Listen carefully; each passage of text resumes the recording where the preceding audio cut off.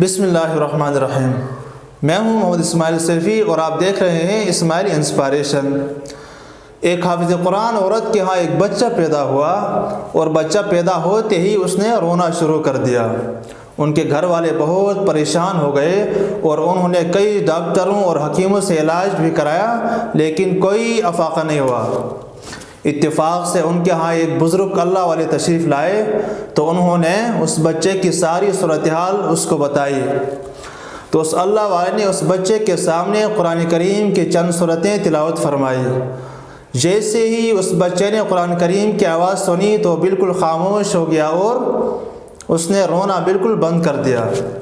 اس بزرگ نے بتلایا کہ یہ جب اپنی ماں کے پیٹ کے اندر تھا تو روزانہ اپنی ماں سے قرآن کریم کی آواز سنتا تھا، قرآن کریم کی تلاوت کی آواز سنتا تھا۔ اب جب یہ پیدا ہوا تو اس کی ماں نے نفاس کی وجہ سے تلاوت کرنا چھوڑ دی، تو اس وجہ سے اب اس بچے نے رونا شروع کر دیا ہے، لہٰذا اس کے سامنے قرآن کریم کی تلاوت کی جائے، یہی اس کی غذا بن چکی ہے۔ کہنے والے نے کیا خوب کہا ہے کہ عورت کی گود بہترین تربیت گاہ اور درس گاہ ہے۔ ایک شخص نے اپنے والدہ سے کہا کہ اللہ تعالیٰ کا مجھ پر بہت ہی فضل و کرم ہے کہ میں رات کو نمازیں پڑھتا ہوں اور دن کو روزے رکھتا ہوں۔